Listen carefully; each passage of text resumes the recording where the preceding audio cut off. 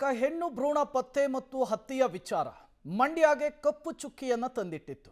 ಈಗ ಈ ದಂಧೆಯ ವಿರುದ್ಧ ಸಮರವನ್ನ ಸಾರುವ ಮೂಲಕ ಮಂಡ್ಯದ ಜಿಲ್ಲಾ ಆರೋಗ್ಯ ಇಲಾಖೆಯ ಅಧಿಕಾರಿಗಳು ಕಡಿವಾಣ ಹಾಕುವಂತಹ ಪ್ರಯತ್ನ ಮಾಡಿದ್ದಾರೆ. ಹೆಣ್ಣು ಭ್ರೂಣ ಪತ್ತೆ ಹಾಗೂ ಹತ್ಯೆಯ ದಂಧೆಗೆ ಜಿಲ್ಲೆಯಲ್ಲಿ ಕಡಿವಾಣ. ಮಂಡ್ಯ ಜಿಲ್ಲೆಯಲ್ಲಿ ಲಿಂಗಾನುಪಾತದಲ್ಲಿ ಏರಿಕೆ ಕಂಡಿದೆ. ಮಂಡ್ಯ, ಪಾಂಡವಪುರ, ನಾಗಮಂಗಲದಲ್ಲಿ ಸರಣಿ ಪ್ರಕರಣಗಳು ವರದಿಯಾಗಿತ್ತು. ಭ್ರೂಣ ಹತ್ಯೆಯ ದಂಧೆಗೆ ಆರೋಗ್ಯ ಇಲಾಖೆಯೇ ಕಡಿವಾಣ ಹಾಕಿದೆ. ಆರೋಗ್ಯ ಇಲಾಖೆಯ ದಿಟ್ಟ ಕ್ರಮದಿಂದ ಲಿಂಗಾನುಪಾತದಲ್ಲಿ ಈಗ ಏರಿಕೆ ಕಂಡಿದೆ. ಜಿಲ್ಲೆಗೆ ಅಂಟಿದಂತಹ ಕಳಂಕವನ್ನ ತೊಡೆದು ಹಾಕಿದ್ದಾರೆ ಜಿಲ್ಲಾ ಆರೋಗ್ಯ ಇಲಾಖೆಯ ಅಧಿಕಾರಿಗಳು ಅನ್ನೋದು ಗೊತ್ತಾಗ್ತಾ ಇದೆ.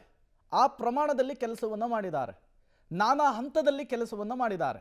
ಅದರ ಪರಿಣಾಮ ಈಗ ಈ ಹೆಣ್ಣು ಭ್ರೂಣ ಪತ್ತೆ ಮತ್ತು ಹತ್ಯೆಯ ದಂಧೆಗೆ ಸಂಪೂರ್ಣವಾಗಿ ಲಗಾಮ್ ಹಾಕುವಂತಹ ಕೆಲಸ ಮಂಡ್ಯ ಜಿಲ್ಲೆಯಲ್ಲಾಗಿದೆ. ಇವಾಗ ಇದ್ದು ಲಿಂಗಾನುಪಾತ 869 RCH ಪೋರ್ಟಲ್ ಅಂತ ನಮ್ಮಲ್ಲಿ ಇರುತ್ತೆ.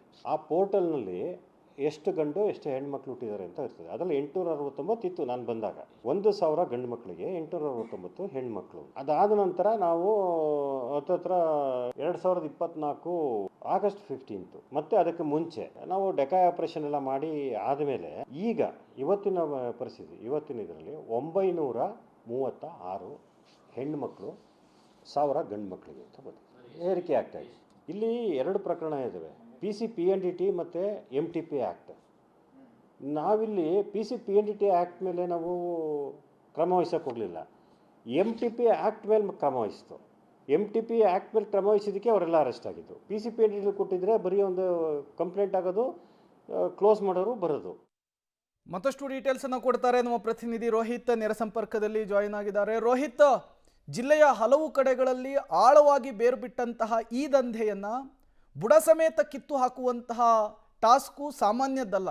ಅದು ಕೂಡ ಕೆಲವೇ ತಿಂಗಳುಗಳಲ್ಲಿ ಜಿಲ್ಲಾ ಆರೋಗ್ಯ ಇಲಾಖೆ ಮಾಡಿದಂತಹ ಕೆಲಸ ಪ್ರಶಂಸೆಗೆ ಪಾತ್ರವಾಗ್ತಾ ಇದೆ. ಈ ಕಾರ್ಯಾಚರಣೆ ಹೇಗಿತ್ತು?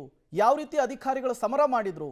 ಡೀಟೇಲ್ಸ್ ಅನ್ನು ಕೊಡಬಹುದಾ ಅಂತ ಹೇಳಿ. ಪ್ರೇಮ್, ಕಳೆದ 1.5-2 ವರ್ಷಗಳ ಹಿಂದೆ ಮಂಡ್ಯ ಜಿಲ್ಲೆಯಲ್ಲಿ ವಿಪರೀತವಾಗಿ ಹೆಣ್ಣು ಭ್ರೂಣ ಹತ್ಯೆ ಈ ರೀತಿಯಾಗಿ ದಂಧೆಗಳು ಬೇರೂರಿದ್ದು. ಈ ನಿಟ್ಟಿನಲ್ಲಿ ಕೂಡ ಸಾಕಷ್ಟು ಹೆಣ್ಣು ಭ್ರೂಣಗಳನ್ನು ಹತ್ಯೆ ಮಾಡಿರುವಂಥ ಕೇಸ್ಗಳು ಕೂಡ ಪತ್ತೆಯಾಗಿತ್ತು. ಈ ನಿಟ್ಟಿನಲ್ಲಿ ಜಿಲ್ಲಾಡಳಿತಕ್ಕೆ ಬಗ್ಗೆ ಸಾಕಷ್ಟು ತಲೆನೋವಾಗಿತ್ತು. ಯಾಕಂದರೆ ಇಡೀ ಬೇರೆ ಬೇರೆ ಜಿಲ್ಲೆಗಳಿಂದಲೂ ಕೂಡ ಮಂಡ್ಯದಲ್ಲಿ ಈ ರೀತಿಯಾಗಿ ಭ್ರೂಣ ಹತ್ಯೆಗಳು ನಡೀತಾ ಇತ್ತು.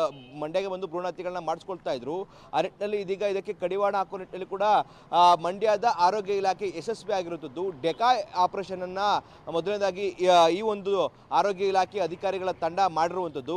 ಆ ನಿಟ್ಟಿನಲ್ಲಿ ಸಂಪೂರ್ಣವಾಗಿ ಈ ಡೆಕಾಯ್ ಆಪರೇಷನ್ ಯಶಸ್ವಿ ಆಗಿರುವಂಥದ್ದು. ಅಂದರೆ ಗರ್ಭಿಣಿ ಮಹಿಳೆಯೊಬ್ಬರನ್ನ ಇವರೇ ಗುರುತು ಮಾಡಿಕೊಂಡು ಎಲ್ಲೆಲ್ಲಿ ಸ್ಕ್ಯಾನಿಂಗ್ ಸೆಂಟರ್ ಇರುತ್ತೆ ಅಲ್ಲಿ ಸ್ಕ್ಯಾನಿಂಗ್ಗೆ ಕಳಿಸಿ ಅಲ್ಲಿ ಭ್ರೂಣ ಪತ್ತೆ ಮಾಡ್ತಾರ ನಿಟ್ಟಿನಲ್ಲಿ ಕೂಡ ಮೊದಲನೇದಾಗಿ ಸುಳಿವನ್ನು ಕೊಡುವ ನಿಟ್ಟಿನಲ್ಲಿ ಕೂಡ ಕೆಲಸ ಮಾಡುತ್ತೆ. ಒಂದು ವೇಳೆ ಅಲ್ಲಿ ಭ್ರೂಣ ಪತ್ತೆ ಮಾಡುವಂಥ ಸಂದರ್ಭಗಳೇನಾದ್ರು ಆದರೆ ಅದನ್ನ ನೇರವಾಗಿ ಮುಚ್ಚಿ ಅವರ ವಿರುದ್ಧವಾಗಿ ಕೇಸ್ ಹಾಕುವಂಥ ಕೆಲಸಗಳು ಕೂಡ ಆಗ್ತಾ ಇತ್ತು. ಇದುವರೆಗೂ ಕೂಡ ಸಾಕಷ್ಟು ಅಂತಹ ಸ್ಕ್ಯಾನಿಂಗ್ ಸೆಂಟರ್ಗಳ ವಿರುದ್ಧವಾಗಿ ಕೇಸ್ಗಳು ದಾಖಲಾಯಿತು.